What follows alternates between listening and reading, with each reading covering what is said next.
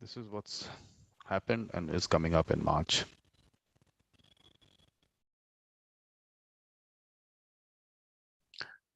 Mediator Experiences is a show where mediators will tell us about the memorable experiences. So presently the show is covering Weinstein Jams International Fellows. So this is the 22nd, which was done. Now, Mediation Vision 2026 I've put out, and on my website I've put out certain points that are up for discussion. And these are, it's like a work in progress. We'll keep adding to that and discuss of those points. If there's any particular point that you want to discuss, just get in touch and we'll do a show on that. So with Gabriela, I did one last month. So basically the topic here is heart, soul, and spirituality, because I feel that's an important area to discuss and hasn't been discussed a lot. So, and she's into the family constellations. So she's discussed that. And when we are doing a family constellation next month, and if someone wants to be part of that, just let me know. Okay, so I'll be celebrating international days. So International Women's Day on 8th March, we did that. So that was an interesting session with finally about 25. Hi, Anna. It's almost 25 women from almost 15 countries. So, hi, Anna. Hello. I said, while you haven't come in, let me take people through the things that happened in March. So let me reverse there and take you through it also. Okay. So that you know what all is happening, and I'll take your views on that. So basically, mediator experiences, I don't know, that's a show where mediators share their memorable experiences. So I started with Weinstein Jams International Fellows, and I'm covering them for some time. So the whole idea was at that point of time that this fellowship, I mean, there was, I think that there was in November, I think there was a date to submit their proposals. So at that time, I just wanted people to know about the JAMS fellowship. I said, there's so many fellows that I knew. I said, let's put them out and their view on the fellowship. So it started from there, and then I've been covering them, and they're all interesting, wonderful people. So that's what's happening. With this, I put out Mediation Vision 2026. So the idea is I call this my dispute resolution revolution. So I've put out points, which I'll take you through our conversation. I'll take you through the points I put out, and you'll add some. So I'm having discussions on those points. So one of them is heart, soul, and spirituality, which I think hasn't been discussed enough in relation to mediation. So I did one with Gabriela last month, and now this one again. So it's been a very interesting conversation. So definitely you are going to come in. You'll tell me which point you want to cover, and we'll have a session on that. Then I'm celebrating international days. So I did Women's Day on 8th March. And this is also part of Mediation Vision 2026, diversity, equity, and inclusion. So there were almost 25 women from almost 15 countries which took part in that. Of course, it was still, I mean, each one of them didn't get too much time. So now I'm doing with each of them, I'll do a session. So that's going to start. I'll take you through that. So then Ken came in on Thursday. So mediation and global problem solving is definitely, we have to keep discussing that. And of course, we were in the background of the Ukraine-Russia conflict, so he's spoken about that part. But we'll discuss it over other issues also. Then this person, I don't know whether you know this person, we'll get to know her over the next some time. No idea. Okay, so then there's another point. Part of that Mediation Vision 2000 is philosophy. So Socrates and mediation is happening on Thursday, 18th March. So then online mediation, another one. So Alberto's doing a lot of work in ODR, I'm sure you know. So he's doing a lot of work in ODR. So let's talk to him about his vision. Then Begum is in Kyrgyzstan as part of In Conversation with a Beautiful Mind. And now that I was telling you about the Women's Day, now each of those people who were there, let's call them on more, they'll elaborate on what their thoughts are. So part of that same diversity, equity, and inclusion, women in mediation. Of course, Sarah, you know. So, and then On 23rd, it is Mahatma Gandhi and mediation. Again, part of heart, soul, and spirituality. And then Andrea on women and mediation. And then Bernie Mayer, this is part 3 of his, this is evolution of a mediator is, I mean, I don't know whether you've seen any of the episodes earlier. So the basic idea was that mediators are not made in 40-hour factories. They have a seed in them and they evolve as they go along. So they take us through their journey. So it started with Ken Cloak. We've done 4 parts of his. And of course, there was Danny Weinstein. There were other people who've been there. So this is, but the only thing is that I go into their background. Because for me, that's important. Their parents growing up, their value system, what they bring, of course, their experiences, because their parents were, I mean, during the Holocaust, they were there, and how they got out of that and what all happened with their family. So everything gets transferred as you go along. So now, up till now, the thing is, in 2 episodes, he hasn't come into the world. So he's been saying, please get me into the world now. So this episode, he'll come in. And then this is that Jerry has this book. So we'll do a kind of workshop also. She wants to do a little workshop.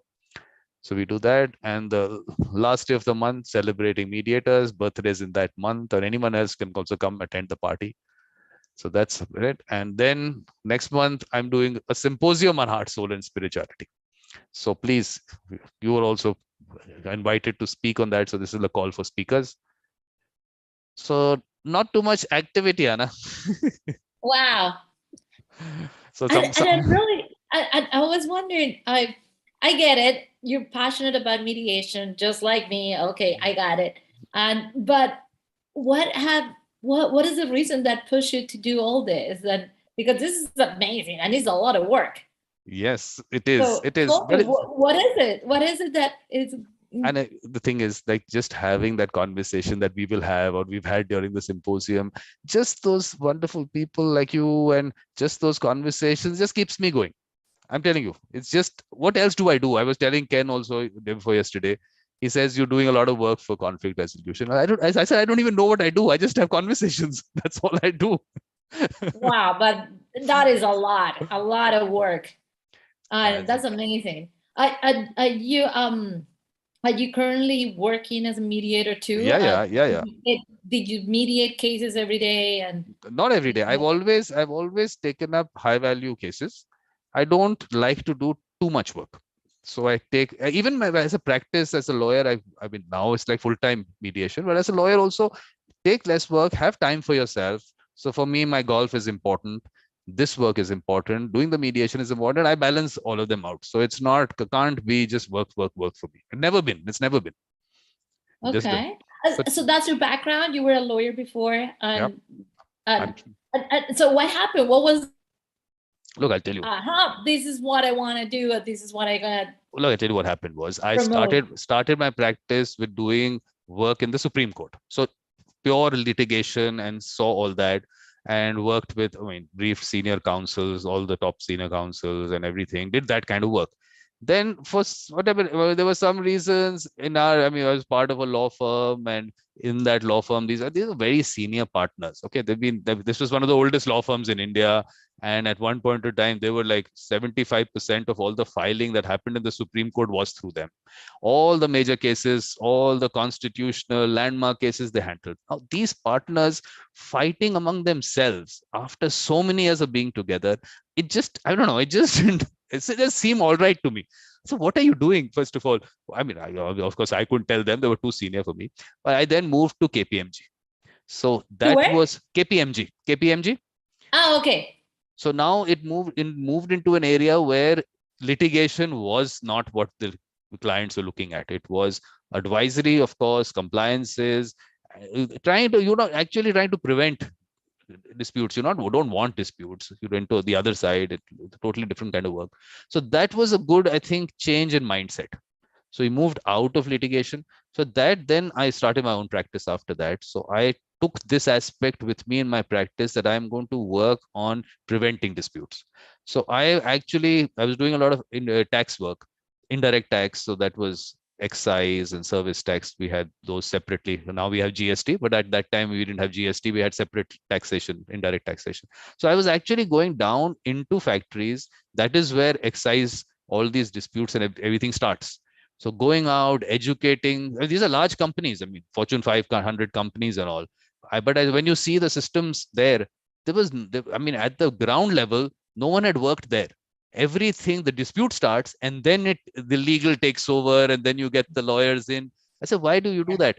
Let's go down to the base where the root of the problem is. Educating people who have never even seen the law. They hadn't seen the law. They were told by the department, okay, this is how you do it, and they were just going on doing it. So that was my preempt. It started with prevention, then it became preemptive kind of work, and otherwise all organizational. I mean, there were not just disputes, even contract drafting, even internal document drafting. So sitting with all the departments in the organization, drafting things, because I just felt that every department is not taken into account when contracts are drafted or documents are drafted, but those are people who implement them. So why are they not part of the conversation? So getting them in. So it's been interesting work. All I can say. It's been interesting work, but different from what a lawyer does in India. For sure. I don't know how. And at what point do you find about mediation and you saw Look, the value and no, it was promoting? always part of my practice, but I wasn't full time. Even like I was doing an arbitration. In an arbitration, reaching out to the other side, and that trust developed. And then they say, okay, why don't you mediate? I mean, imagine I'm a lawyer for a party, but still the other party has so much faith in that, trust in me, that mediated that. So for me, it was always dispute resolution amicably, always. So I have done lots of such matters where I am brought in as a lawyer by one party, but I actually ended up mediating it. So it's been, I mean, it's good work, but but main thing is I think that Is mediation pretty common in India? no, not Is at all. It's part of the only thing that's happening is in the court system, and private mediation hasn't really happened because I feel, and I've been criticizing the whole court system because of that. How do people value mediation? It's been like almost 17 years since the first mediation center started in the courts. Mediators are not valued, and I've been talking about it. Why do you do this to mediators? I mean, on what basis do you do it? They don't get paid or anything, and you want your backlog to go out, so you are doing it, you're developing that mediation center. But why? What about the mediators of the important aspect of that? Not even looked at. I think this is pure discrimination.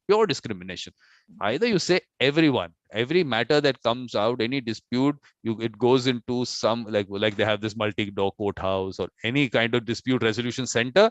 You want to go for litigation, mediation, arbitration, but whoever does it gets paid the same amount.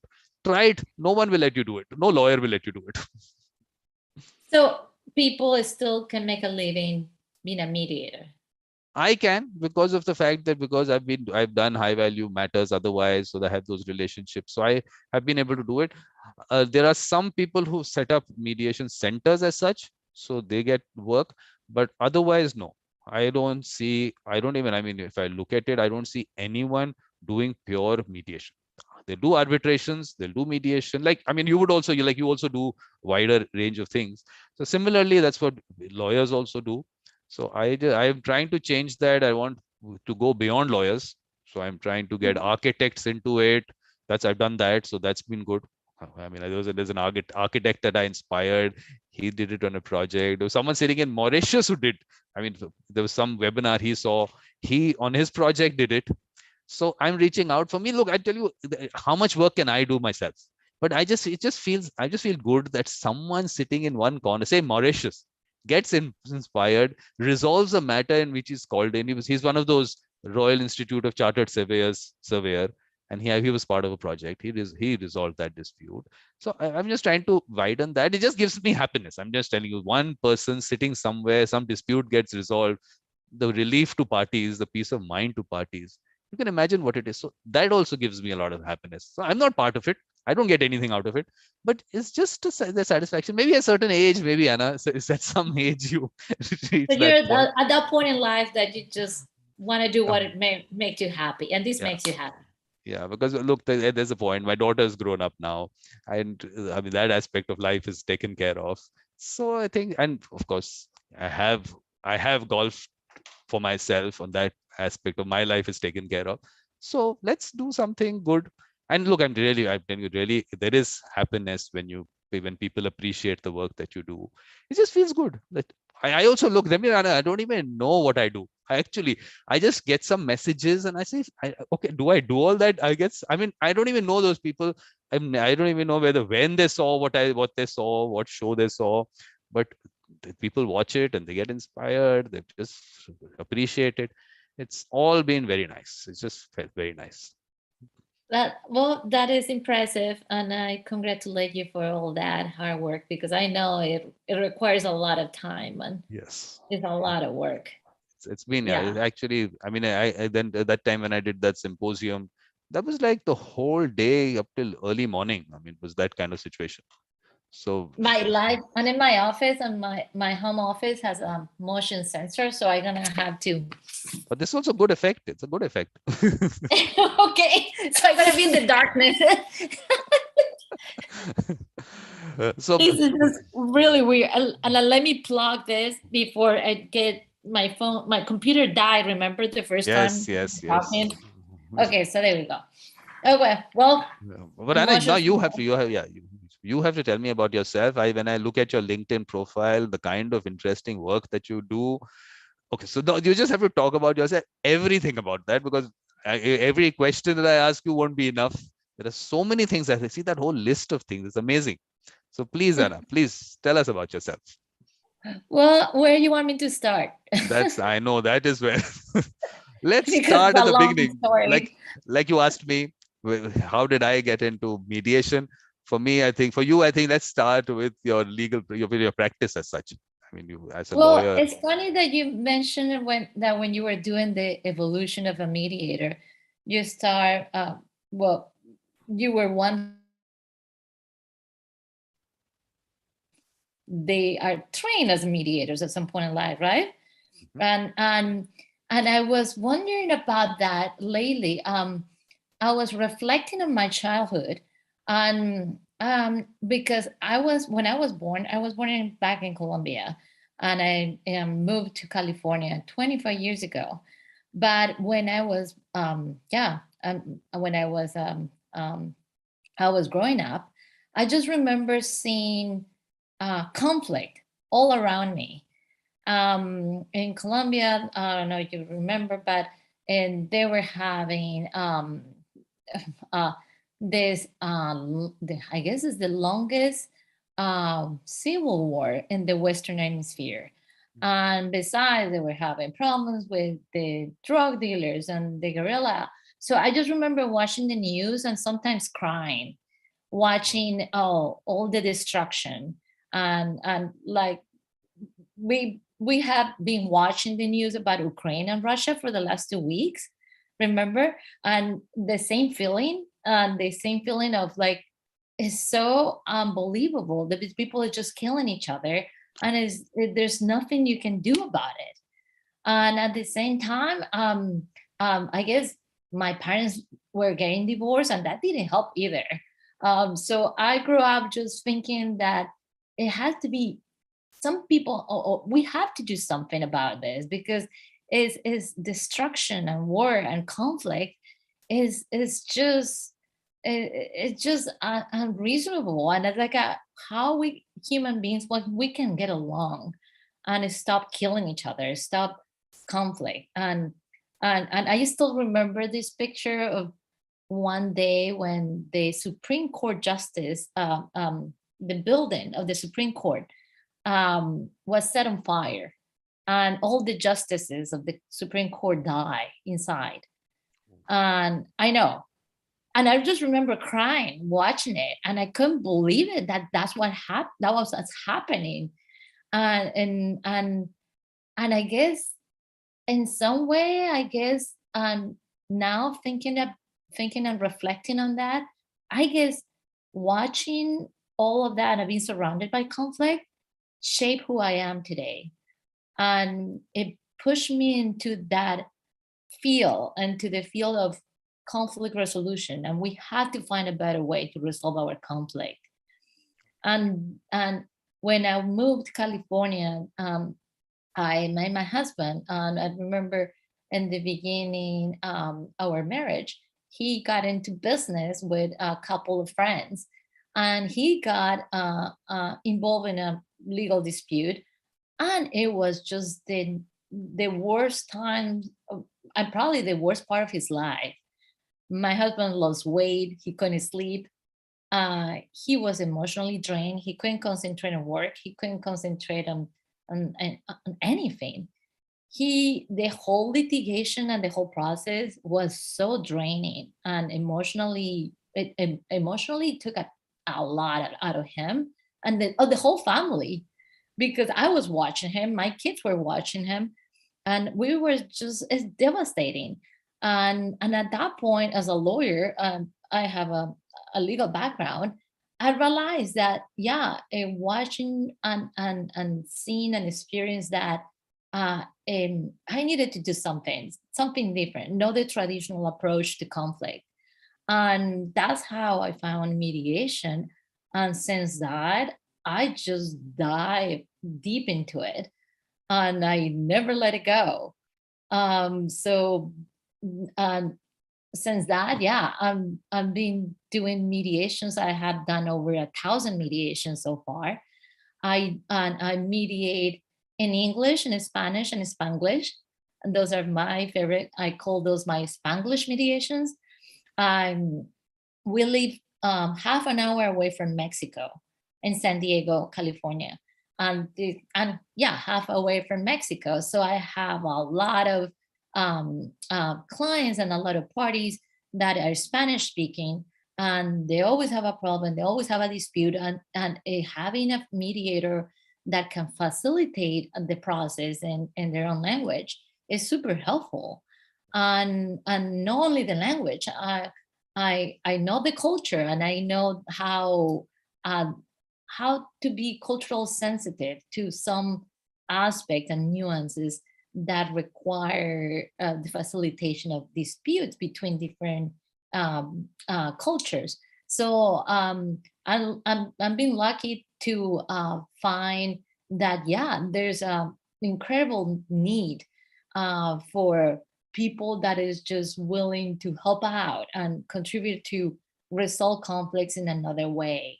And since that, I'm being super involved with the American Bar Association. That is the largest association of lawyers in United States. And currently I'm going to be the chair of this section in 2 years. I'm currently the vice chair, and the chair of the ADR section here at the San Diego County Bar Association. The bar associations are the associations of lawyers, and super involved with anything related to mediation. Just today, I was part of the organizing committee. We organized a big mediation competition for law schools here in the United States. We were super busy the whole day just dealing with the whole competition, but it's remarkable how many things you can do in order to promote it. And so if you're passionate about ADR, you're passionate about mediation, it's just amazing how many things you can do. And I guess you're busy and you keep getting more stuff. So when I know mediating and helping with a mediation competition, or I'm talking to you in India at 8:30 p.m. at Friday night. So and I love it. And I guess it's something that when you find your passion, when you find your thing, it doesn't seem like work. Exactly. And it's amazing to me because I guess when I was looking for judges for this mediation competition, I realized that not everybody have that personality that doesn't care about, oh, I'm gonna get paid. No, this is just volunteer, and this is nobody's gonna pay you.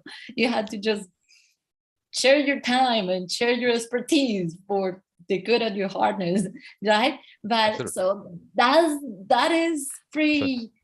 So pretty you were doing unique to you were find. doing so much, you're getting time for all that, and you're asking me. I'm sure you are doing much more. Well, and that's what I was wondering. Like, what it got you to it? I already shared my story, and then I was wondering what was your story behind, and it's always fascinating to hear what everybody's stories are, right? Well, let me tell you, for the first time when you do it and you see that when you see that peace of mind that you give to parties, first time it was like years back. I mean, years back, and just that gives me satisfaction. It's strange. Maybe I don't know. I'm sure Oh same no, thing for you. it's the most rewarding thing. And when the case doesn't settle, you don't imagine. I can get it out of my head. It's like what exactly didn't I didn't say, or what was the part where what happened? Why we didn't settle this case? And I keep thinking about it. I'm thinking about it. I had a mediation on Wednesday, and I still like thinking that and I can't get any sleep that night. I couldn't get any sleep because just thinking about what exactly happened, why we couldn't settle this case, and I keep thinking about it. And mediations that I have done, and my record was like 13 hours in an online mediation, and I didn't let anyone go until we settled the case. And we have 12 parties. They were in 3 countries. I have to deal with some people in Spanish, some people in English, and some people in Spanglish. And I have everyone online. And I was going back and forth between, there were so many parties. But until we didn't settle, I didn't let anyone go. And I remember people were falling asleep on the computer, telling me like, please just let it go. Like, no, we're almost done. And that's the kind of personality that I have. And I guess hopefully that's why people keep selecting me as a mediator. And so lucky and that I can keep helping people that way. And I say, well, you select me as your mediator. Now you're not going to get rid of me until we settle this case. You just give me this job. Now I'm going to get it done. So it doesn't matter what you said. Now it's too late. You select me. I'm going to do the job. I'm going to do my job. Exactly. So involved in the whole thing. I mean, you're looking at it from their perspective, and this whole concept of omnipartiality, which is we discussed now, this is something that is part of what I did. I mean, it was always that this whole thing of neutrality that I was always open for debate for me, because I mean, just that fact that you should be omnipartial is what I feel. That's the way you get into it and you get into the matter. So I actually enjoyed it. For me, that also doesn't seem like work. I mean, anything doesn't seem like work. I mean, no. And it's so funny because that's the way I think, right? And that's the way you probably think too. But I realized when I was recruiting volunteers, when I was asking them, hey, could you volunteer to serve that I can get in pay or something? Like, no, what do you expect that? So to me, it was kind of, what? Do you expect you do it only you get paid? To me, that's no, I didn't even discussion. Right. So, but I guess you had to have self like you had to be like super passionate about something, and when that you don't care, you get paid, you don't get paid, you get credit for or no credit, you get recognition, and no, it doesn't matter. I just do it because I love it and I enjoy it, and I'm gonna keep doing it. Absolutely. And like you said, I think this is one of the most rewarding jobs ever. Once you help parties and people resolve their conflict, oh my God, that's one of the greatest feelings ever. And you It's actually so fluffy, and it makes you feel so good, and it makes you feel like, oh my God, I'm doing a little bit something, a little bit good. When I was watching the whole Ukrainian and Russian thing this week, I keep thinking like, it's so, I feel so helpless, right? That I can do anything. Exactly. I was going to use that word. Helplessness is the right. key word. And I was thinking, like, should I get in a plane and trying to go there and try to help out and trying to do something? I was just so desperate to help. And it was so sad to see all this news. And I keep thinking, like, okay, well, if I keep promoting mediation, I keep doing what I'm doing, that's a little bit of what I can do, because, well, there's no way that I can go all the way to Ukraine and help out now. So, well, that's my little something, and that makes me feel a little bit better, right? Absolutely. That we're trying to promote mediation and trying to promote different ways to resolve conflict. Yeah, but the thing is with me, I don't watch news at all. But when you see the other side, the Ukrainian mediators, that the actual situation, so you get a picture from someone sitting in a video, someone sent a video sitting inside their basement. This is actually what's happening. One is a general thing that you might see on the screen. Okay, this is happening there, but this is an individual, and what that individual personally is going through. Someone else, let's say that's Ukrainian, then on the Russian side, they are facing their issues. Someone is living in another, a Russian living in another country, looking at whether their visa is going to be cancelled or not, what is going to happen, and maybe purchasing things, all those effects are coming to them. So this is like on the other end, what is that citizen going through? Because what happens between countries is what they're doing, their politics. But when that individual is getting affected, and you see that, okay, there's a 10-year-old daughter whom they can't explain to what's happening. I mean, why is that person? Why is that bombing happening? What is that when you hear someone dying, when you know someone? How do you explain to a little Well, kid? it's so funny that you mentioned that, because this week, I'm telling you, I do from being super like busy mediating business and employment disputes. I go there, I go and organize a mediation competition for law students. And then I was volunteering this week to teach peer mediation to little kids in elementary school. They were second and third grade kids. And I was volunteering to teach them about how to resolve conflicts through mediation. So we were training little mediators to resolve conflicts in the classroom. And it was the cutest thing when I started talking to them, and they were telling me that they were watching what was happening in Russia and Ukraine in TikTok. Wow. And I was like, what? Did you watch it? Yeah, I've been watching how they're killing people and they're doing things. And that just broke my heart.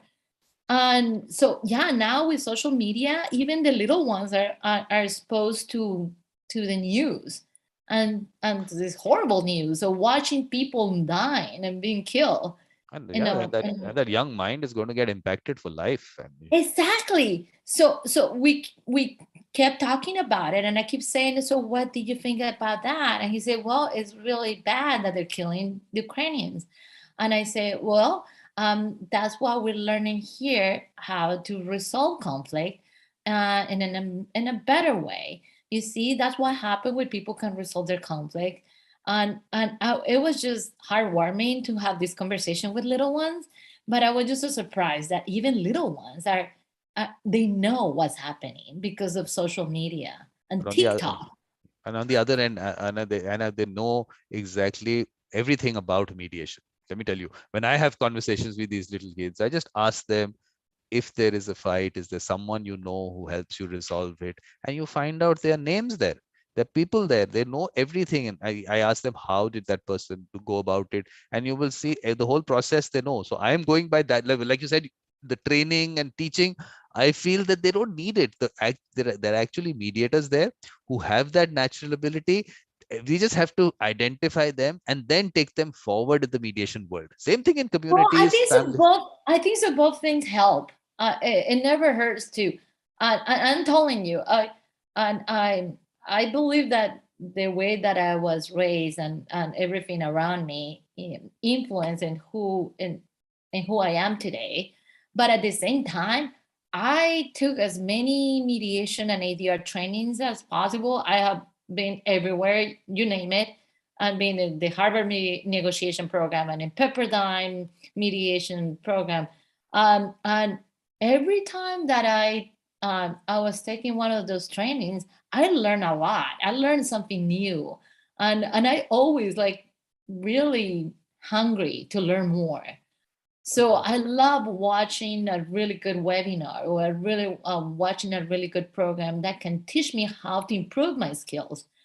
And I think that is a never-ending thing. I think so. Everybody should strive for always continue to improve. And I think so. Yeah, it's a never-ending process. Because I'm on the other extreme of it.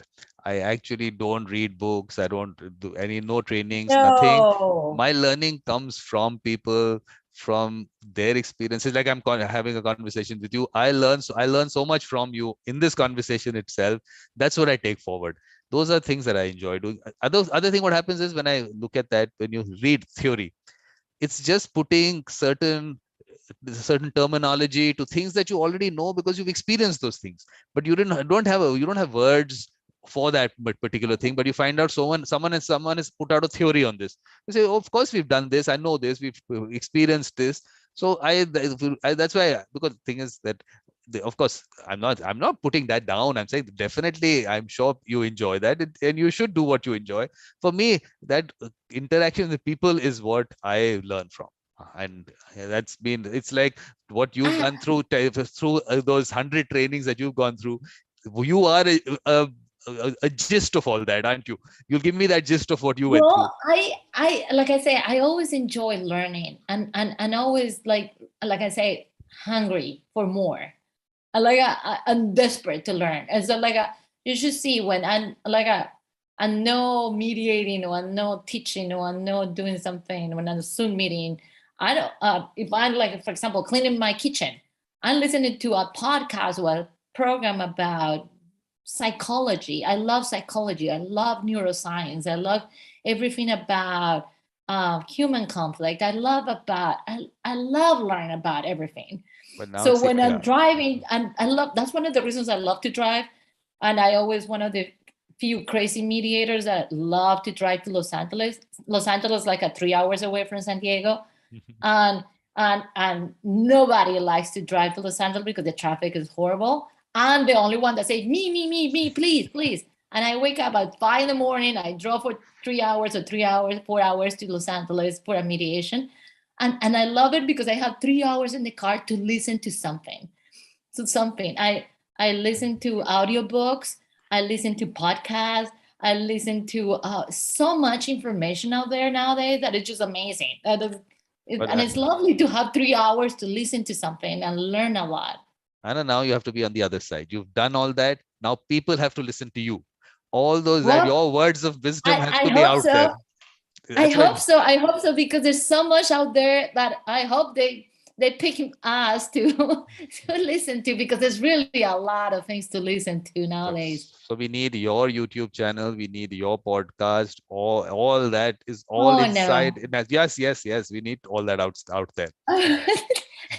But no, you're doing a great job putting all these programs together. You just become a part of various of these shows that I happen. come whenever you invite me, but putting it all together, that's a lot of work. Okay, perfect. So leave that to me. I'll put it all together, but you have to come in. You keep doing what you're doing, and I keep coming whenever you invite me. I'm going to take you through all the points of discussion that I've put out for that Vision 2026. I'm going to take you through all of them, and you're going to tell me, okay, I'll talk about this. I can talk about that. So let me take you through I just keep laughing that I'm in the darkness, and it's like everybody's gonna say, "What the heck?" But like my motion sensor is not working. Hold on.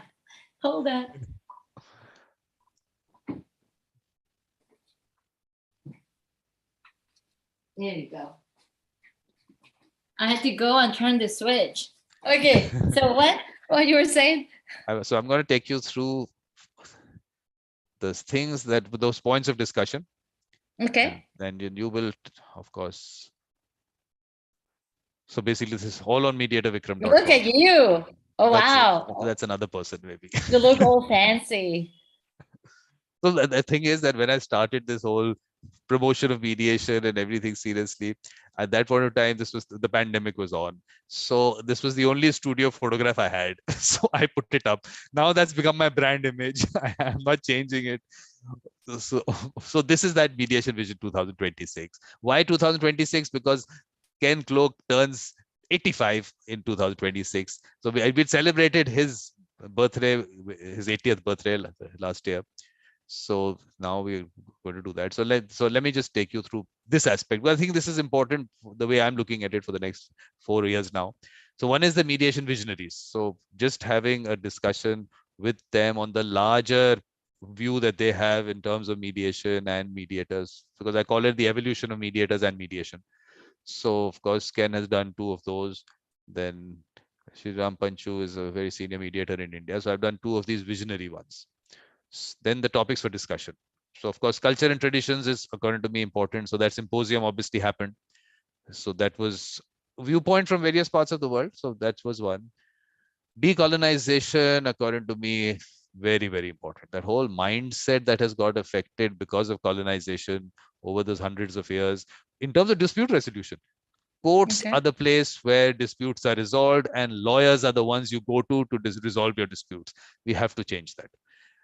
The whole concept of resolving disputes, what you're saying, that you're talking to children, when they start looking at this thing, okay, we can resolve our disputes within ourselves, so that culture will develop, and then we take it from there. But this is something, so we'll have discussions on this. The mediator mindset, identifying those with the mediator mindset. For me, the issue with mediation, where I've seen all over the world, is that of course trainings happen and people say we'll make you mediators, but that mindset that is required is not there in large numbers. I mean, it's not that it's you. So the actually people that you want out there, they're not too many.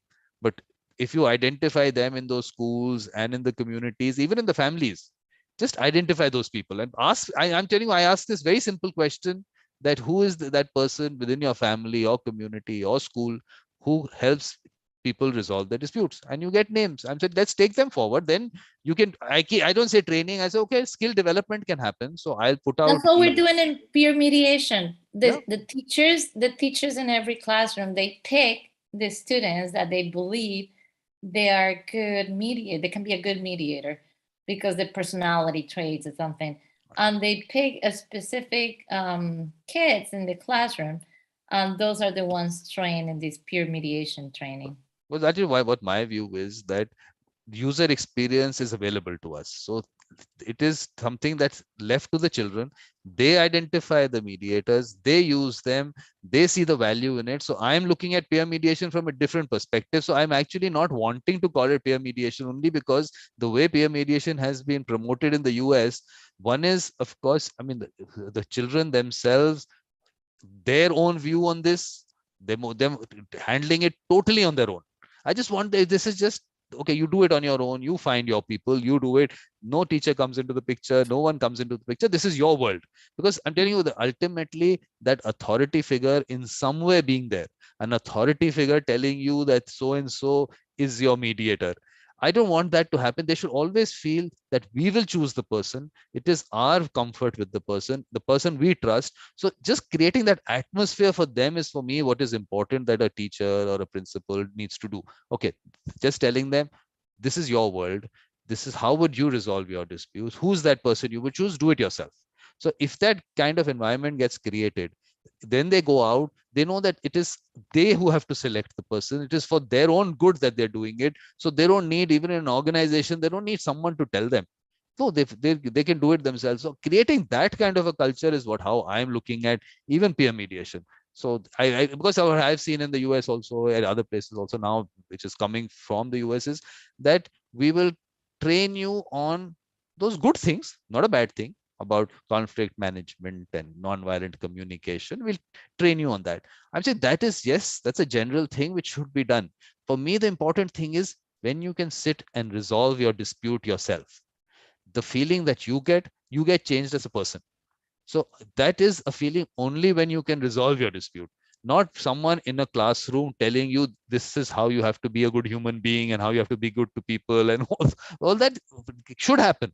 But for mediation, for me, is something which is so, I mean, you need a mediator for that. And someone, like we keep saying, party self-determination and everything. So at that point is when I wanted to start. So I'm taking it from that angle. I'll take you through that. I mean, so decolonization, why I'm saying even affects children, is that I was having a conversation, and in conversation with a beautiful mind from someone from Africa. So his son came in. So I was asking his son the same question, that first of all, would you help your friends, or is there someone? The kid said, I will not, because my teacher will not like it. So even at that young age, that whole concept of an authority figure sitting there, not wanting you to get involved in helping people resolve their dispute, I found that very serious. So that is why this decolonization thing is very important to me, because that whole thing is getting passed on from generation to generation, it seems. So Then after that, heart, soul, and spirituality, definitely. So definitely you should be one of those, or you should be speaking on this, because I'm sure you come from the heart, soul aspect and spirituality, I'm sure. So this part definitely. So in that I've done, of course, like these two. Then Mahatma Gandhi and mediation, I told you, part one is already done. Now part two is coming up. This is basically the traits of a mediator, which of course we know about, but this is something that I want that people, this is okay, to say the legal profession also, of course, should have started off like this. I'm sure it started off like that. We keep saying noble profession, but it went into a certain direction, which of course, jokes that are made on lawyers come from some reality somewhere. So there are issues there. I don't want that to happen to mediation. So I'm trying my best. It is something which is, of course, for me, I refuse certain mediations where I see that there is compromise, where someone might feel that the whole process in some way, if they don't get a good feeling about it, someone refers me as a mediator and the person feels as he has something, even if that's right feeling, I won't take it. Yeah, I feel that they should always feel that this is a confidential process. They have to be totally comfortable with it. There has to be total trust. And then that's the feeling that they have to be given out. And of course, philosophy and mediation, which Socrates will happen. Similarly, we'll have Hindu philosophy, we'll have other philosophy. Diversity, equity, and inclusion. I just told you we did that Women's Day. So part of that, the two of them coming up. What I did was I created this mediators collective and peacemakers collective. I divided the two aspects. For me, of course, mediation is by itself a process which every person can't do. So mediator has a special skill for sure. But we need peacemakers also who can get parties together, who can coordinate with the mediator.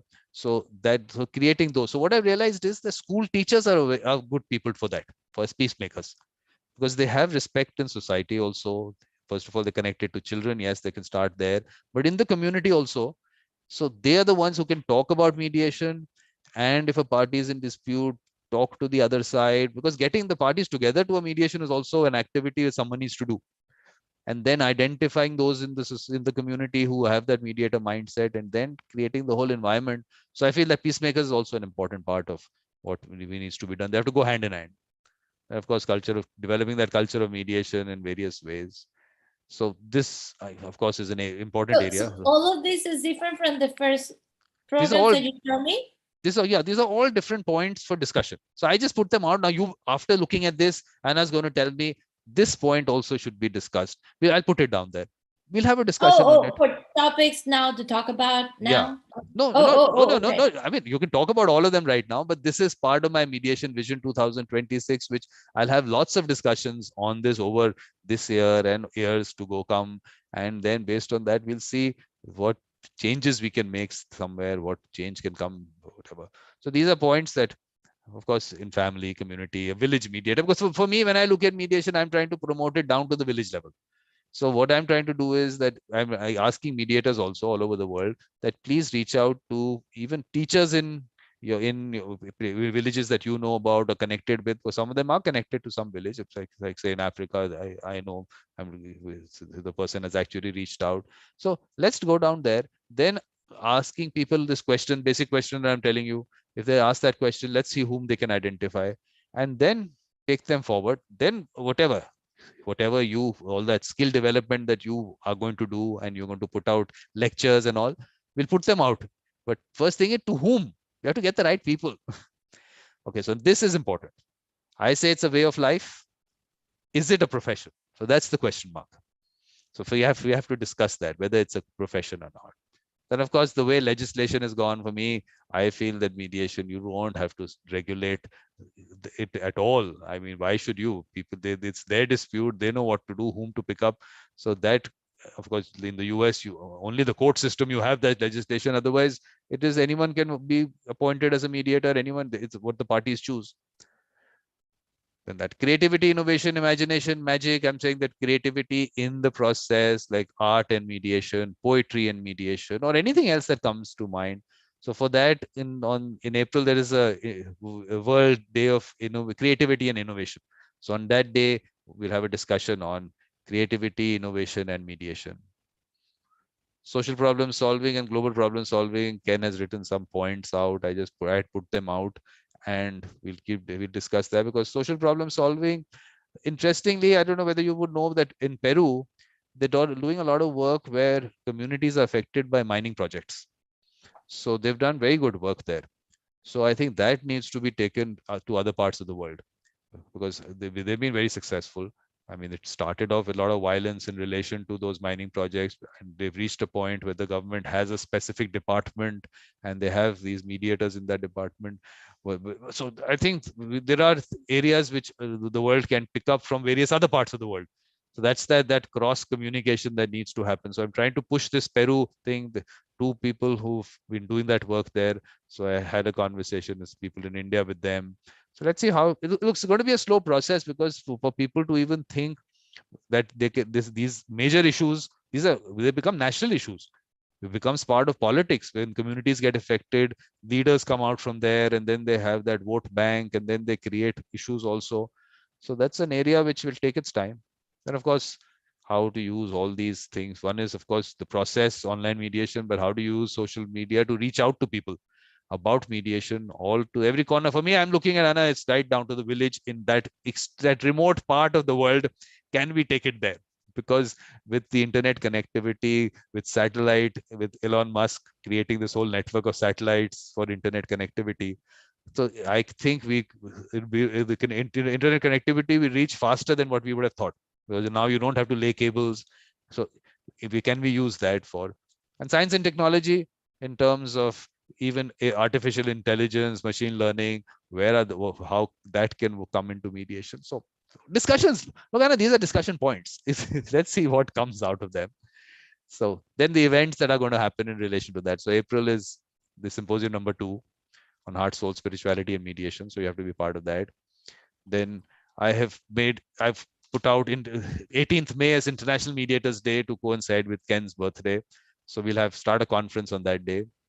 Then Peacemakers, I put out 19th July as International Peacemaker Days. Look, no one else is doing it, putting it out. So let's put a day for it. So that we'll have a conference there. Then culture and traditions again will be a conference for that, or a symposium. Let's see. I mean, right now I said conference, it can just be a symposium also. And then on decolonization, and then the young peacemakers for World Children's Day. That this aspect of projects basically started from this Weinstein Jams Fellowship, because obviously they do 10 people in a year. But I said there's people in every corner of the world who might have something that they are creating or they want to create in terms of mediation in their area. Could be a small project. So, and we have people all over the world who can mentor them.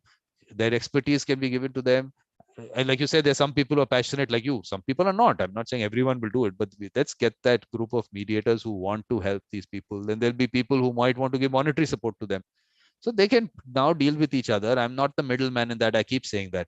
There's a project, there's someone who wants to help them. Please do it within yourselves. I mean, it's not that you give me money and I'll give it to them. No, you do it there. So that's how it is. And if people can support. So this is Mission 2026. Of course, on the website, you can find all these various shows that I do, all the links to all those things. So it's like a whole index of things. So there's lots, I mean, in terms of evolution of a mediator and all, there's so many episodes that have happened. So I put the link out to all the episodes. So there's so many kinds of shows that I do. Evolution of Mediator, In Conversation with Beautiful Mind, Mediator Experience. I did one episode of Mediator Lifestyle. The idea was that mediators can take us through something, their lifestyle. Okay, this is the new effect, Anna. This is the effect that we need. Darn it. Okay. Also, Mediator Lifestyle was interesting. You come back, then I'll tell you about it. Okay. Okay. So basically, interesting part of whatever, say you're sitting on the beach, there's a beach that you sit on in your house, you want to take us through your garden or anything else, just part of your lifestyle. So, we're not talking about anything in relation to mediation. It's talking about you, your lifestyle, anything for this, the first episode and the only episode that's happened up till now, this mediator she's in Cyprus. Basically, she's from Russia, but she's living in Cyprus. So the idea was that she'd take us to the beach in Paphos, and we'll talk from there. But that day she couldn't reach the beach, so she was sitting in her own garden. There's an orange tree there, the paintings that she does, so she had put out her paintings. So that's another show. Mediator Reflects is basically with Michael Lang. I have had that session. So we had his practice groups. He has these practice groups all over the world. So the Irish group had come in. So they did actual actual reflection that they do. So which is for him, it was a new thing because he's never put it out That's on. all of this on your website? Yeah. All these, you just have to click Oh, here. okay. So, Yeah, you have to just click okay. here and go reach the thing. You'll get a playlist of all those episodes. Oh, okay. Perfect. Yeah. So people Same. can find it there. Yeah. So all Um, the playlists are there on the YouTube channel because okay. Good. Is anything else, Vikram, that you want me to tell you when of you course want you me have to to share? first, look, this is the general thing you told us, but how did you move from Colombia to Los Angeles? What happened? I mean, how did that move Oh, happen? I wanted to study. I wanted to do my master's degree, and I moved to California thinking that would be the perfect place.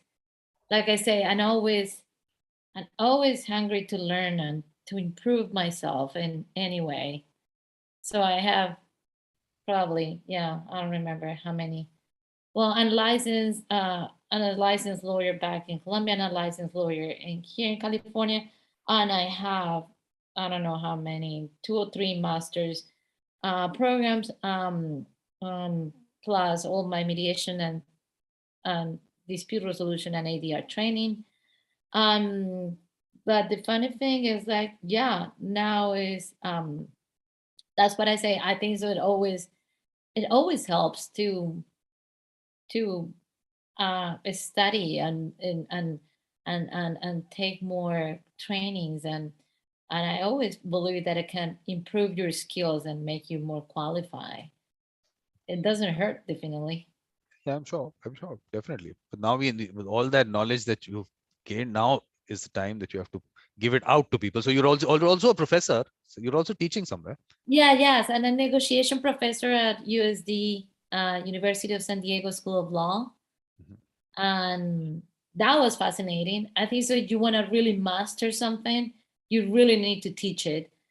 Yep, When you have to teach something, you really have to learn it and really need to know how to explain it to somebody. So you really want to master something, start teaching it. That absolutely. is just really a humbling experience, and it's really amazing.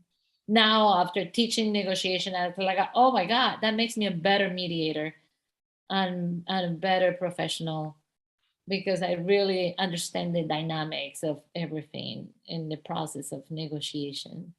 But I still have to understand practicing as a mediator and an arbitrator.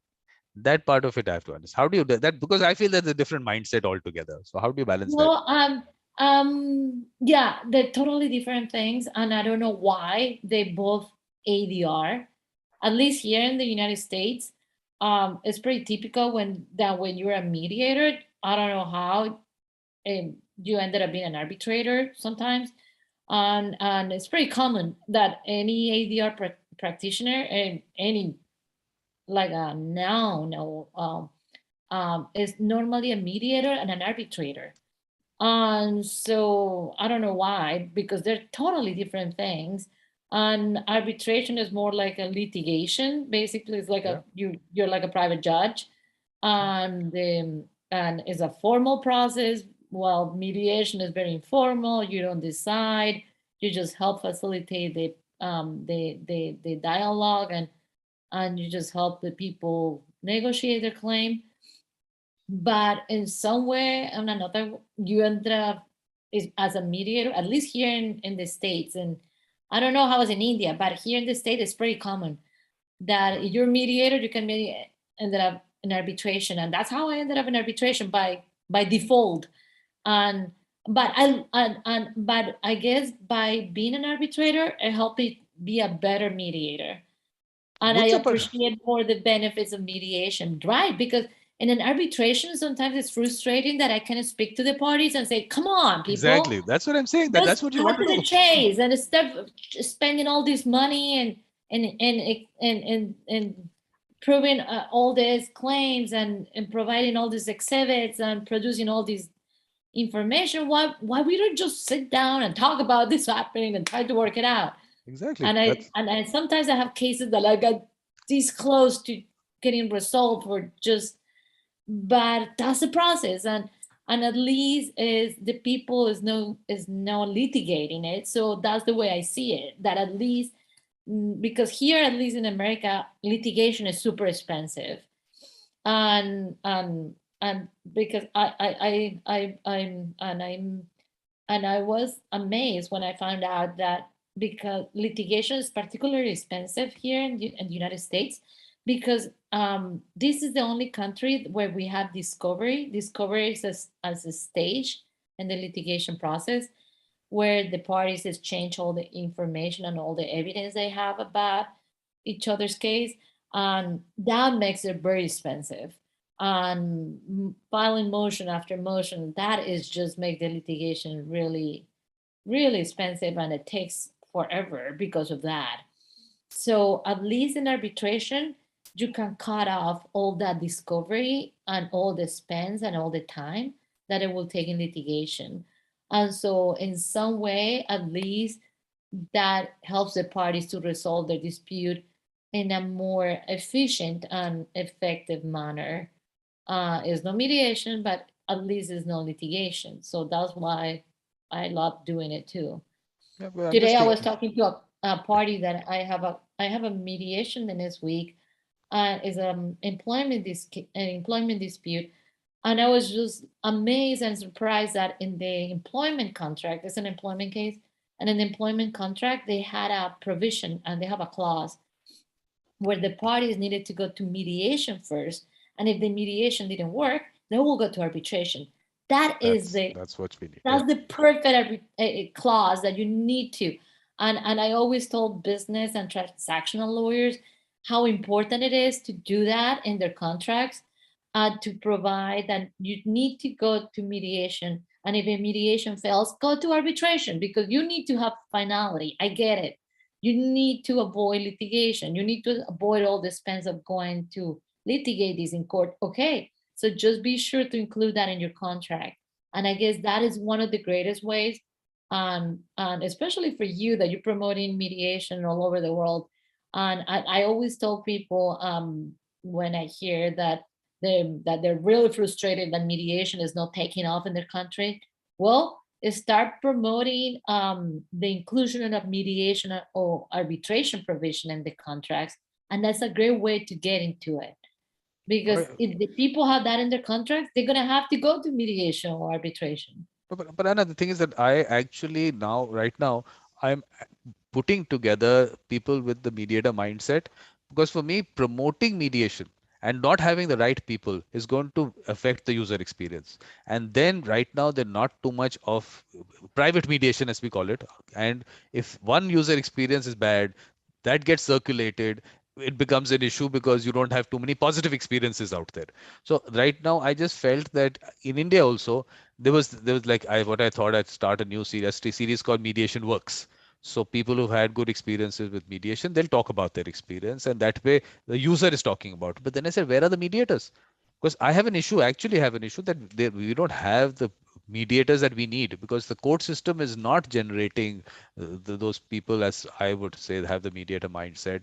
And whatever reason, of course, they're not taking, the right people are not taking it up. Because for me, when I look at the US also, in 40-45 years of saying that there's so much mediation that has been there, and we've been doing mediation, if there is not full-time mediation, full-time mediators, not enough of them, like you said, they're doing other things, arbitration, mediation, and of course, as lawyers, they're practicing as lawyers, maybe some do litigation also.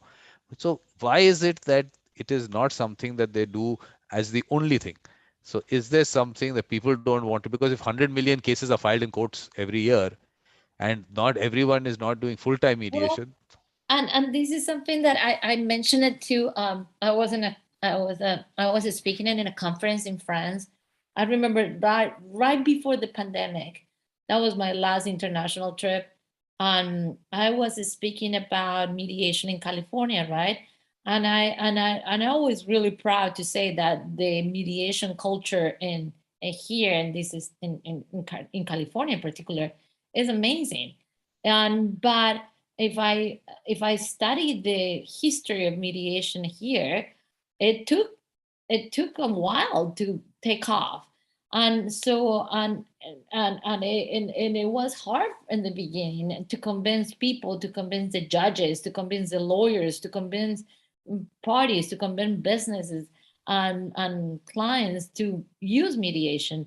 And so it wasn't just a process that happened overnight.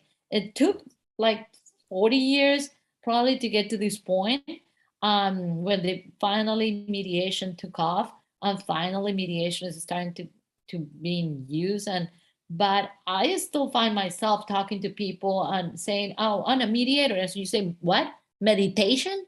What? You do meditation? Like, no, mediation. And I still have to explain it. So that still happens even here. And I have to explain what I do, and somebody that is not in the legal field, no involved in ADR or anything. Well, it is a new concept. So it's a never-ending process too, of educating the community, educating the legal, especially the legal community, and the judicial system about the benefits of mediation. And but it's a whole process that takes forever. And you know what? As a lawyer that I was trained in the common and the civil law and in the common law system, I realized too that civil law jurisdictions like India, like in We're a, Latin America, we're a and common like law. Europe, We're a common law exactly. jurisdiction. We're a common law jurisdiction. We are common law. Well, it is sometimes even more complicated and more difficult. And I guess it's because it's part of the legal system, it's part of the culture too, to be more we are I see that a lot in Latin America, that the culture is really formalistic. And I remember being in Mexico, talking to different colleagues, and they were telling me how in Mexico they were trying to regulate everything, trying to regulate how much the mediator makes, how many hours a mediator had to work. I couldn't believe it. I was like, Exactly. what? That's what I was That is saying. just amazing to me. Yeah. And they have to, when they reach an agreement, the mediator had to provide it to court, and they had to get a stamp approval by the judge. And is the notary had to approve it. It's like it's a whole process to get it. And I couldn't believe it. But I realized, yeah, going back to my legal education in Latin America, yeah, that's the system, that's the But, culture. but that's culture. I'm telling you, that is what colonization has done to all these places. That everything, the state has to be involved, the judiciary has to be involved. So that's what I'm trying to do. That the culture of mediation will develop only when people connect to something which is actually happening around them. So they have to connect to those people who are part of the community, part of those families, and say, look, you can actually you should get these people involved, and you should be resolving the disputes in with their assistance. So that's why I feel at the grassroots level is work hasn't happened there, because it has been created as some kind of a technical thing, mediation, and with all these regulations, it even becomes more in people's mind. They start connecting it with the courts in some way. Mediation and courts are connected in people's mind, and that's how mediation is spreading. I don't want that. That people should never connect it with courts, and they should never Well, connect it with. I feel like Indian culture is a little similar to the Latin culture in that way. Yeah. That they're pretty they like to be formalize everything, right? So they Colonization, like I to keep have, saying. right? And if you're not a lawyer, you're not a mediator lawyer, we don't trust you, we don't believe you. And if this is not processed like a certified by the court, we don't trust the process. And it is a lot of formalities that they have to be involved in order for the public to believe in the process. But imagine, So let me tell you, Anna, that for the last 25 years, almost 20, now it's in 1996, we got a law, which is a law on mediation, but it is called conciliation. And I keep having this discussion. People say India doesn't have a law on mediation. I say we have the best law on mediation. It is called conciliation. And looking at the definition, the Singapore Convention, it fits into that. Now, it is not, there's no regulation. You can appoint whom you want. That settlement agreement is as good as a court decree. You don't have to go submit it in the court, and nothing. and that was a great point in the Singapore Convention, right? That they say whatever you call it, mediation, Exactly. conciliation, whatever you call it, the process is defined as this. as an amicable process of resolution where the third party is a neutral that doesn't impose a solution on Yes, you. exactly. That's it. That's just a wonderful definition, and I can't believe that they got it, because it's Absolutely. true. And in Colombia, it's exactly the same thing. In Colombia, they have conciliation and mediation, and from what I hear, the conciliation process is very dominated by lawyers, and is almost like an arbitration. And so otherwise, the people don't believe it. The people believe that mediation is a kumbaya thing, or something, and the people don't trust the process. And lawyers and judges, they don't want to lose control over the cases. And so obviously is ingrained in the culture. Yep. And in the legal system. And so so I always say this, and I love to travel. I love to meet people and colleagues from all over the world. And before the pandemic, I used to travel a lot, and I used to talk to different colleagues. And I remember being in Spain, being in France, being in Argentina, being in Colombia and Mexico, and everybody complained about the same thing. It's like we don't understand why mediation doesn't take off, why mediation is not popular, why. I always find some few people that love mediation and they wanted to mediation to be popular, but they were very frustrated because they found a lot of reluctance. And I always told the same thing. It's like, be patient. It takes a while, but we will get there, because it is what happened here. I have seen it here, and I have studied the history of mediation, especially in California, and that's exactly what happened. It took 40 years, but eventually, and like I say, and this is still not perfect, but no, but the thing is that we don't you don't. I mean, you would know the situation. I don't know, but in terms of the caseload backlog in India, there are about 50 million cases which are pending in courts. Okay, 50 million, and the numbers are not going down, because the numbers that come in and the numbers that go out are the same. So for us, if you say 40-45 years, first of all, you don't know. I think in the last 2 years, the backlog has gone up by about 7 million. Okay, backlog is going up. So first of all, I mean, in terms of cases, but for me, US is really not the example also the way mediation has gone forward, because up till cases go to courts, and through courts, if it goes for mediation in a country like ours, that should not be and cannot be an option, because once a guy comes into contact with a lawyer, that's the end.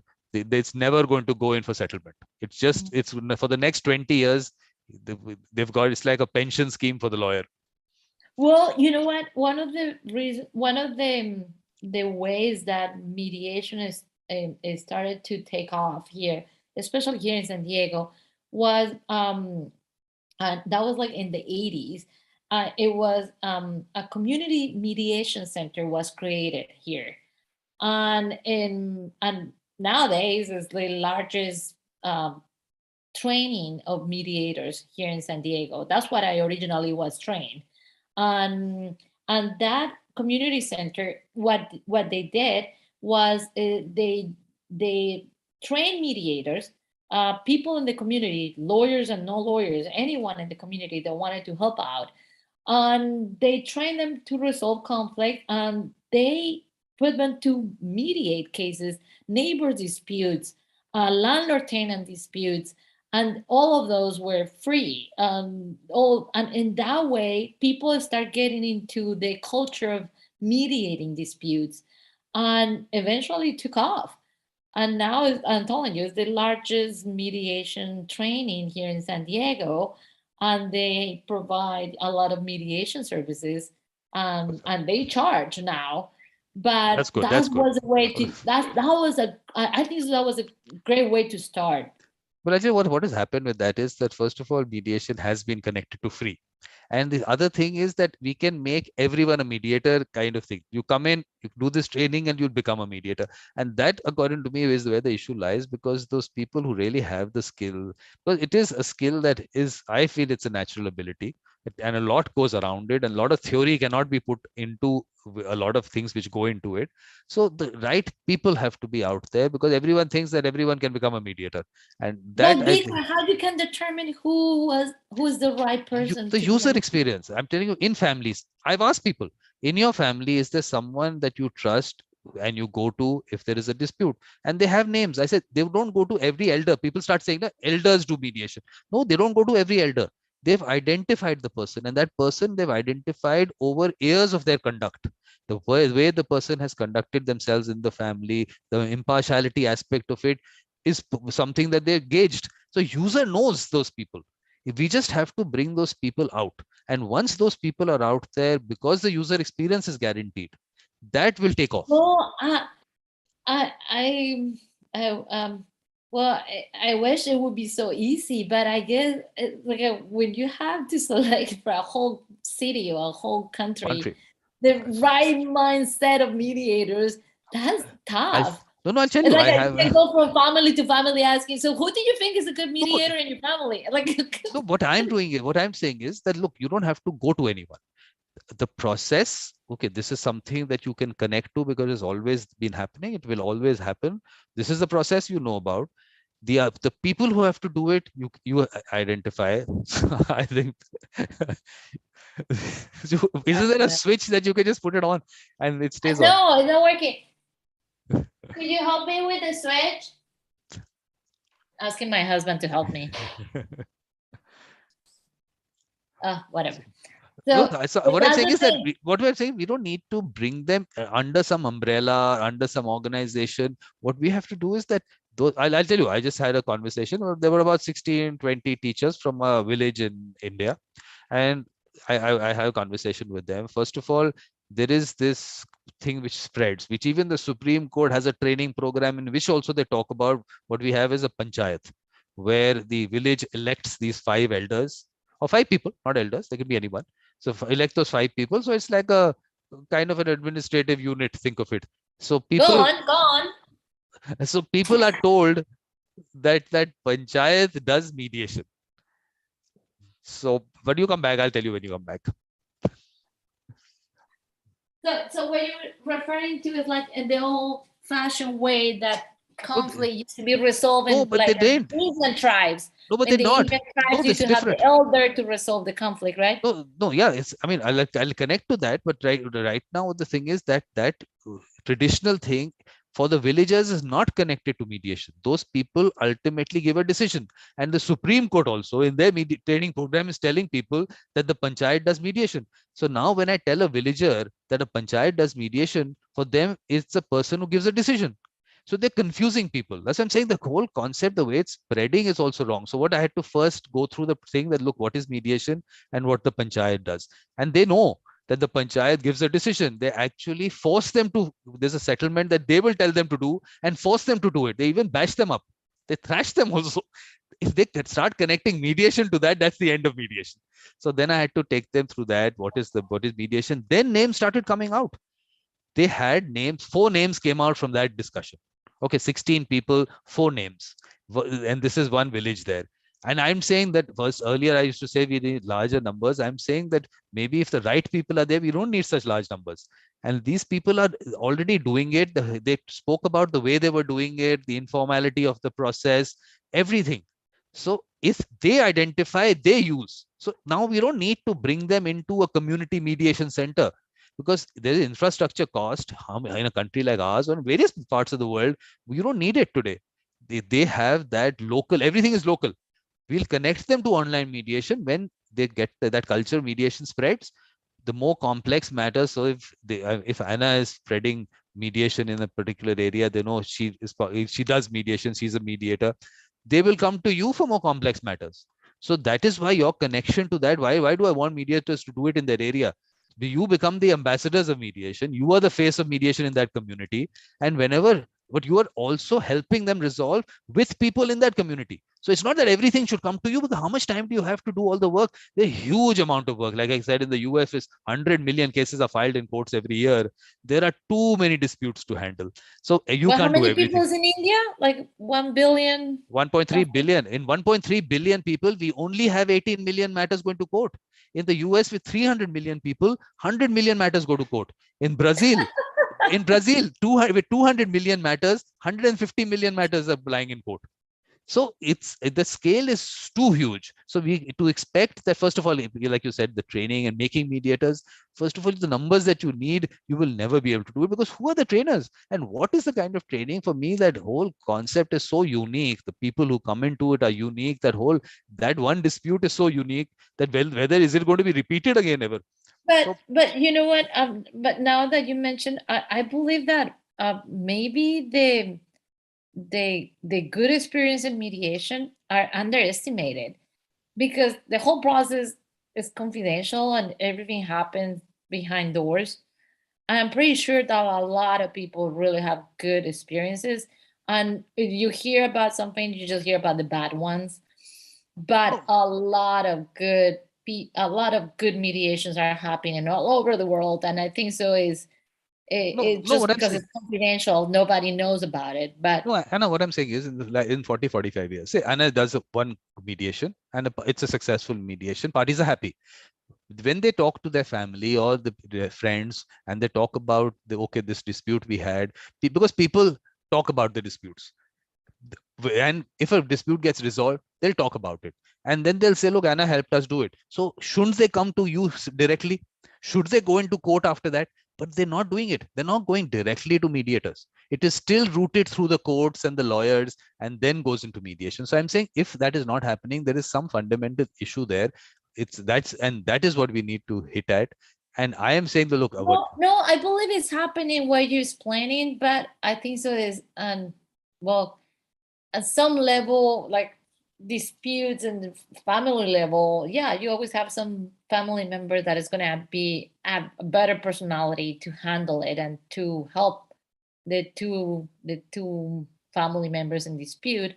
But when you have something that is major, like a more complex than just a family dispute, you need somebody that is ex- specializes, that is exactly. qualified to handle that, because otherwise the family member that has a good personality is not going to be able to help you. That's So exactly what I'm saying. You're agreeing with that's me. why exactly. So what you need is just more What training and more so that places part of it, where I will never agree to that aspect of it, because for me, the qualification is not the criteria, it's the person which is the criteria. But what I'm saying is that if Anna is going out and promoting mediation in the community and with her friends and her relatives, and you're talking about it and telling them, okay, so you use this person, that person you trust, use that person, but you are always there for the more complex matters.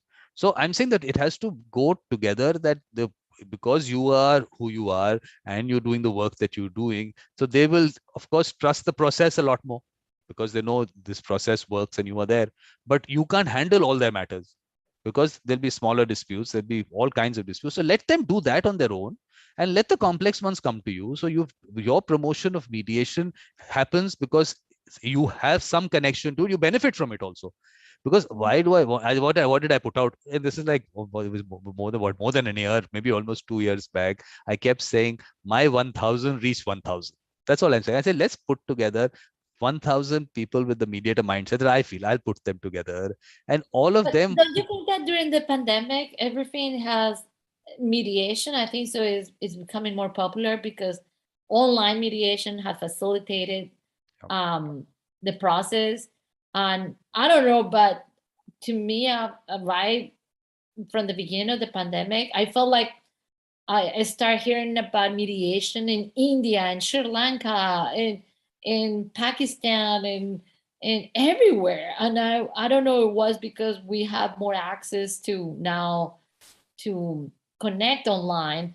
Oh, because the people, well, because the courts were closed and they couldn't take their cases to court. But I think so the pandemic was really, Yeah. really, really pushed mediation, No, I think, and yeah, and the made discussion also people more started. aware about it. And the Singapore Convention, it just helped a lot to raise the visibility of mediation around the world. So all those factors, I think, so that have helped a lot in the last 2 or 3 years to promote mediation around the world. And I think so. But I I tell you, have seen more people talking about mediation in the last 2 or 3 years than in the last 10. because actually, because of the whole online world that we were in, with, like you said, the webinars and all, at least people got to hear Anna. Someone with the whatever there's webinars that I got to know Anna is there, and that discussion that you had reaches out to me. Otherwise, it would have been in a closed room. There would have been 200 people. You would have spoken to them, So and that would have in been the some end. way, the pandemic and the online thing, it really helped Yeah. pushing mediation and promoting mediation. And one of was, I guess, one But of the only I tell greatest. you, the only thing I tell you what is happening, a lot of these conversations are happening in relation to the institutional mediation, where the numbers are not there, but that gets highlighted because institutions themselves are promoting mediation, but they're doing it for their own institution. And that is why, like you said, the qualification, the accreditation, certification are spoken to in terms of those institutions. But the numbers of matters that go into those institutions are nothing. When I look at JAMS also, and JAMS, this is the world's largest institution for ADR, only 9,000 mediations in the whole year. 9,000, and I'm telling you the numbers on this end, what the numbers are in terms of disputes that go out. So in institutional aspect is not going to help the common man. Let's look, I use the word common man. I mean, there's no concept of common man. Every man is common or non-common. But I'm saying down to the grassroots level is how I'm looking at it. So I'm looking at that scale. Of course, at the institutional level, there are matters happening and there are mediators known in those circles. That let that happen. That's going to happen. All the certifications, accreditations for that is all right. But when I say the grassroots levels, when the millions and millions of matters which are there everywhere in Latin America, like I just told you, Brazil with 150 million matters lying in court, and there's still more matters coming in. So the numbers are on a different scale altogether. So the institutional is not going to help that. 9,000 in Singapore in 1997, that I think SIMC or one of them, since 1997, 5,000 matters. Since 1997. Can you imagine? So there is nothing, there are no numbers there, but that's the only thing that gets discussed because there's a lot of money there in terms of qualification, getting the training, and then in the institutions, the what people pay for those mediations, that's a different scale altogether. But we have to go down to the grassroots and help people down there. So that is the good thing, the good deed that you're going to do. And from there, everyone knows you from that. And then you get the more complex ones, or maybe you can connect people on the more complex ones. Well, let me tell you one thing about at least here in California, but there are no requirements that you need to be a lawyer to be a mediator, right? Yeah. And I guess so. We have architects, we have psychologists, we have real estate agents, we have professors, we have teachers, school teachers, everything. And they just go through the 40-hour mediation training. The minimum required to become a mediator is 40-hour training, and they call themselves a mediator. But the thing is, they go out there and they try to make a living of mediation, and they don't get any cases. Exactly. That's exactly proving my point that 40-hour concept, So, those 40-hour so factories that's cannot make so them. that's the thing. It's like so that's the thing. The people don't. Nobody's gonna trust somebody that doesn't Exactly. have a long background, the qualifications, the certifications, all the trainings that I mentioned. You don't have them in your resume. People don't trust them. But the other way And around, I'm especially telling if you, we're talking about a legal dispute, if we're talking about legal dispute, it's like, oh my God, how are you gonna resolve a legal dispute? You're not even a lawyer. Oh my God, you didn't litigate for 40 years. Oh my God, how am I gonna trust you in my case? You don't know anything about it. So that's the reality. And that's human, that's but just but human Anna, beings like I'll tell you on trying to be. the other end. The other end is when Andrew Miller in the symposium says that there are 18,000 accredited mediators in UK, only 500 have work. So that And that's accreditation. exactly what happened here in San Diego. We have we have like 200 mediators, part of the court panel. The court panel are the court qualified mediators. And I hear from in the last meeting what we have with the court that only 5% of those 200 are getting all the cases. Exactly. That's what's happening. That's the problem. And that is the reality. And when I start talking to people from the panel, obviously the ones that are not getting cases are the ones that are no lawyers, the ones that don't have litigation experience. And obviously, well, you can blame the lawyers for not choosing a non-lawyer mediator because they don't trust it, because they believe that they need to be experienced and qualified and accredited to trust their case to somebody. So I'll tell you what the other side of it is, that what Jeff Kitchabin spoke about in the symposium, that in the court system, people come in thinking that they'll be recognized by lawyers and they'll get work on for their private practice. So that is why they come into the court system. Nothing comes to them in the private practice. Lawyers use them in the court system because they don't have to pay them all. They pay them almost nothing. So lawyers make all the money. The mediator gets nothing. So Jeff was saying that I told those people who were using me in the court system that, look, you've used me here. Why don't you give me work on the private thing? So why do we do it? Why should we do it? You've given your time for free. So he moved out of that. But he was also saying he's spoken to in the Beverly Hills Bar Association. He was talking there. There's it's 15 minutes conversation. Maybe I can send you that clip. He said, mediators come into the court system like for recognition. They don't get any work. They get disillusioned with mediation itself. They move out. A new lot comes in. So if you say that the people are part of the court system mediators, they're actually not even practicing as mediators. They moved out because they didn't get any work. So the court system really hasn't helped them and at all. that happens a lot. I remember when I started mediation, when I started in mediation, I remember like I say, I was always hungry to learn more and more, right? And I wanted to learn everything I could about mediation. So I read a book, and this is another good mediator that you need to keep in mind, Woody Mostyn. Woody Mostyn wrote a book about how to build your practice, how to build your mediation practice. And in his book, he was saying that to become successful in mediation, you need to wait at least 6 to 8 years to start becoming successful as a mediator. And I couldn't believe it. I was like, what? I had to wait 6 to 8 years, 8 years. And the reality, yes, it takes at least 6 to 8 years to become a really successful mediator. And I don't know why, but that's the process. People, they don't gonna trust you. They haven't heard from you. They don't know who you are. If they look at your resume and they don't see the qualifications, the certifications, the experience, that's the way it is. We'll develop the culture at the grassroots level. People will find their mediators in their communities. It sounds Let's beautiful. try. Okay, let's try it. It Let's sounds try it. beautiful, Vikram. I love it, but I hate to burst your bubble. That is not gonna happen. I'm sorry. I'm very practical. That's not gonna happen. Especially in a You can't country say where, that, Anna. especially in a country with how many billions of people? 1.3 billion people. We're Oh, only no. 4 times the size of the US. That's all. That is just no, that's too many people to change minds, to change the culture of billion people. No. I would recommend you, Bikram, to be to concentrate your all your enthusiasm and all your passion for mediation in something that can really happen, and something that like you can make a little difference. But in changing the mindset of a billion people, So I'm putting sorry. out a network of teachers. Now I feel the school teachers will do it. I'm going to start that process. They'll reach out. I'm telling you, I just have to start that whole thing going, and then they will get more people involved. And Well, I love that's what I love peer mediation, because peer mediation, training little kids, and teaching them since such a young age about mediation. I think that's a great way to change a little bit the mindset of the future generation of people.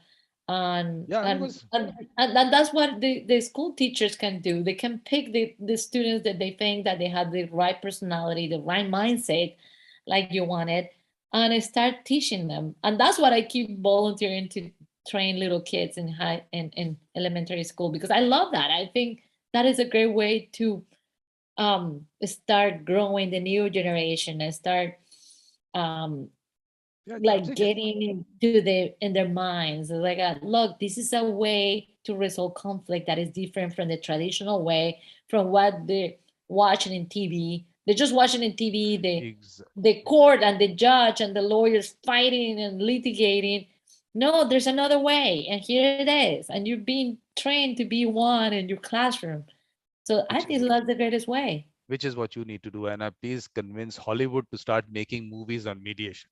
That's how You mediation know will. what? I was pretty disappointed to because they had one show about about a mediator, and I don't know what happened. It had like few seasons, and it was off. I guess it wasn't very successful. And it But was a this, woman here in California being a mediator, and she was all sassy and cute, and but it didn't. I guess it wasn't. It didn't get the audience, the ratings that they wanted, and yeah, they canceled the show. because Hollywood definitely has an influencing power over the world with so much with that content. I think people connect with it. So I think that would be one area to go about it. But of course, for them, that's not exciting enough. A court case is exciting. There is activity there. There's action happening. There's And arguments and and happening. and, like I- and I can always remind people, my parties in my mediations, and my students in class. I always remind them, look, 95% of cases that get filed in court, they get resolved out of court. They get resolved through negotiation and mediation. And it's just amazing to me. So it shouldn't be called alternative dispute resolution, because that's not the Exactly. alternative. That's the main way to resolve it. Exactly. But the people don't know that. And the common understanding is that everybody had to go to court and everybody had to have the day in court, and that's the right way to do it. But the So, but no, but I know in okay, reality, this that's not happening. but moving out of the mediation world, tell me in terms of culturally, Colombia, Mexico, Argentina, culturally are they similar? When you say Latin America, but are they in terms Oh, of culture? I know. I was amazed about especially the mediation culture, and it's everybody was. I always found that I found a small group of people that were passionate about mediation. They wanted mediation to take off, and but they all encountered that reluctance from lawyers, from the judges, from the court system, from the public, and they always find that problem and that challenge. That was what those.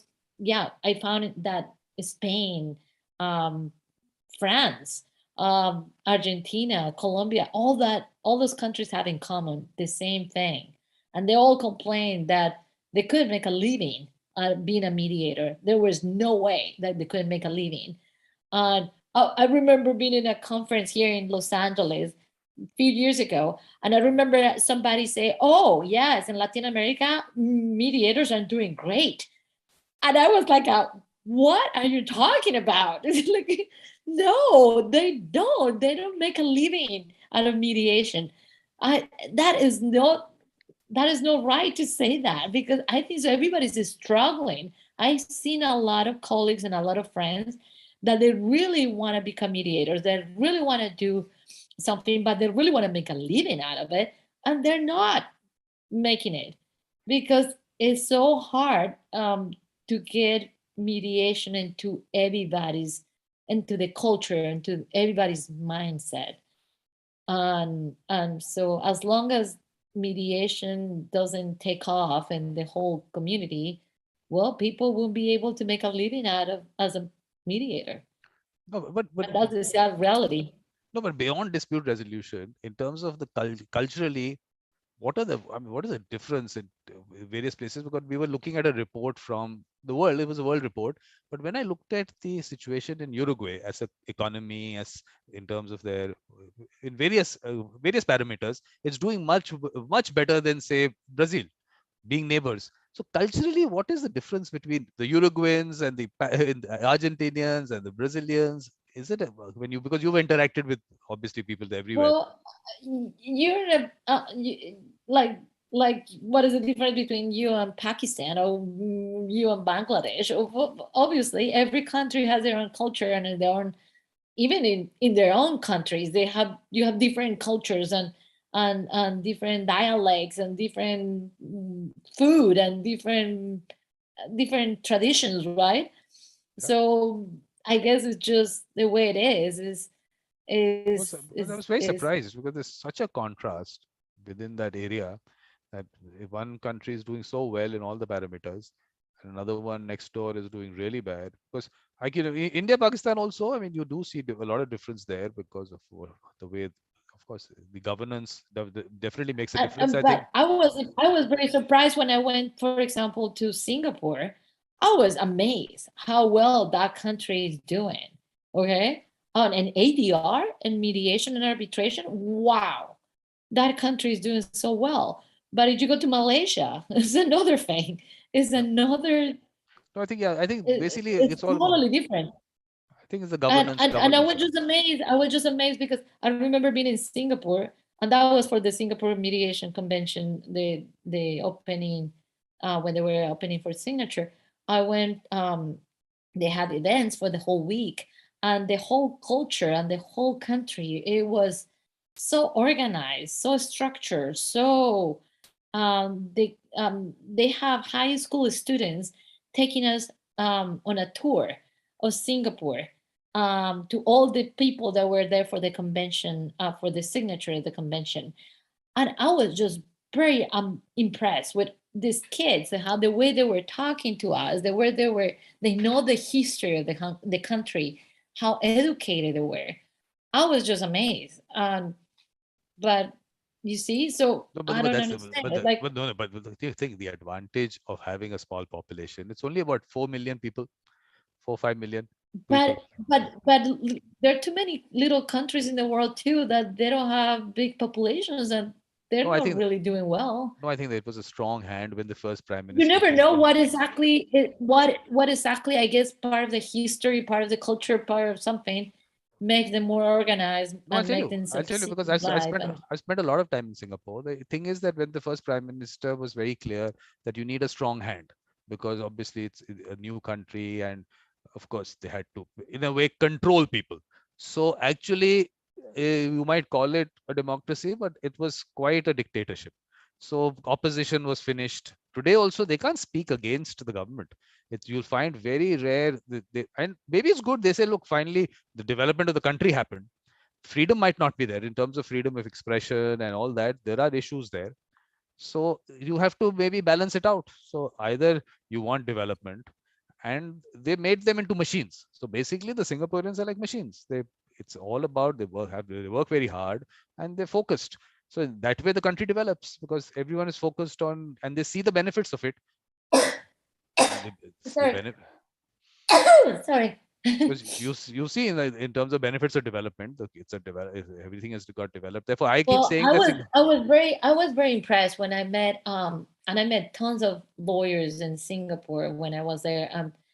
I was amazed how charming, how educated, how much welcoming and friendly they were. I was just very impressed with the whole country, with the whole community, yeah, and and and I guess, yeah, it's fascinating. And it's always a mystery how so many countries they really can become successful and another one's not. And and I guess there's so many parts of the history of and the way and the process, the political system, yeah. No, that but makes them succeed and another one's not. no, because if you look at them and they talk about the freedom index in the world, if you look at it, Singapore's way down, way down. I mean, India would have maybe more freedom. They're way down on that. So look, that is the compromise you make. That do you want freedom to do what you want, or you want development? So if there is one person who decides for you and you just take it as that, okay, this person is doing this for the good of the country. But I don't know. Let's look at the northern European countries. Um, there's a lot of, I don't know. Look at China. Um, so I don't know. That is maybe one of the factors, but I wouldn't say that is only one factor. The one that determines if the country is going to be successful. Um, I guess there's many things that influence how? I'll show you Yeah. one. We'll see a lot of there'll be a lot of reports. This is one of them. This is the Freedom in the World report, and they're down there in terms of civil liberties and political rights. So I mean, it's these are things that these are indicators that you have to see for what. Like I said, finally, people have to decide. People feel that benefits of development, if they're getting compared to, if they, like you said, smaller countries, nothing much has happened because everyone's fighting with each other, and politically there are lots of activities. Because when a country becomes free, I mean, they became they got free quite late. I think what was it, in the 60s or whatever. So it was something, when you become a new country, how the politics of it develops, politicians develop, the way it happens. So it all depends on that. That's why I'm saying the difference between India and Pakistan, that's what happened. There you had the military rule happening, there were coups happening there. I mean, that activity affected them. Today, if you look at Bangladesh, Bangladesh has done really well in terms of their economy and everything. They've done well. So, and that they became independent in 1971. So earlier they were part of Pakistan. So it was one. It was East Pakistan, West Pakistan, and then in 1971 there was a war. India got involved, and they became a free country. Today, see the difference between Pakistan and Bangladesh. Major difference in the economy and everything. So it's all about governance finally. So those are factors that definitely need to be looked at. Definitely. I mean, Mhm. so Bikram, is there anything else that you want me no, to anything else share? that you want to, anything else you want to talk about? Otherwise, I know it's getting very late for No, you. you told me on anything else you want me to add just to wrap this For, up? for me, look, for me, your involvement in the work that I'm doing is definitely important. So you have to get involved. So what you need to do is identify those people with the mediator mindset who are not in the mediation world. Let's get them involved, and then take them forward, and then put them out. What am I saying? If I have 1,000 people who reach out to 1,000 people with the mediator mindset, we have a million of them out there. So we can actually, the changes can happen. Same thing with those peacemakers. I'm saying just pick up those school teachers and tell them about, like you already talking about mediation with them. Let them spread that. But otherwise, are you going to be part of the other conversations, other discussions? I took out to put out so many points for you. But in terms of mediation, is there any topic you feel is something which is needs to be discussed out of that list? If it might not be in that list, what comes to your mind as to an important part of discussion which might not have happened, or we need to discuss any particular topic? Hmm. Well, let me look at it again when I can go back to your website, right, Yeah, and yeah, check it out, yeah, and I can let you know. yeah. Perfect. So great. It So was a pleasure. Thank you, Bikram, for inviting me. That was very fun talking to you. thank you very Keep much, up the Anna. good work, Thank you. and and I And and I can't wait to visit you in India. India's in my list of places that I want to go. And I keep telling people, if you come to India, you need lots of time. Don't make short trips. Don't say I'll go there for a week. At least keep a month. Where are you located? Delhi, Delhi. Delhi. Oh, Yeah. you're in the capital. Yes. Oh, Yes. Yes. wow. Yep. Okay, So and now how you guys are doing with COVID? we've done well. We've done well. I Yeah? mean, India's done really well in terms of COVID. Not an issue at all. If you look at the, if you, because my gauge for COVID has always been deaths per million population. We are, I think, at 121 or something like that. We've done, I mean, really well on that. Of course, the numbers might be large, because if you look at 1.3 billion people, and if you have even 0.1 or 0.01%, it becomes a large number, but it's nothing compared to other countries. So the things are okay. There was just one wave which happened where, because the I hospitals got remember overloaded. the last year when India, Yeah, it got because really well, ugly, actually, right? The what happens situation is, got really. what happens is that, like, that's why I don't read the news and everything. A lot of negative things get publicized, lots more. But of course, that was a problem, because obviously the hospitals got overloaded, and the worst of people came out in terms of selling oxygen cylinders at huge amounts, much more than what the price should have been. So those, the human nature and money, the way it plays a role in society. So you saw the worst of that. Fake medicines being sold, and Oh, I mean, okay, those are the issues that came out, but overall, I think we've done really well on that, on COVID. So I can't say that things are bad. Of course, someone loses someone in the Okay, family. well, Yeah. yeah. So thank you very much, and Oh we'll well, but I'm we'll glad that you guys are doing well. Thank you, Vikram. thank you. And keep up the good work. Okay. Yes, and I'll see you soon then. Bye. Bye. Thank you.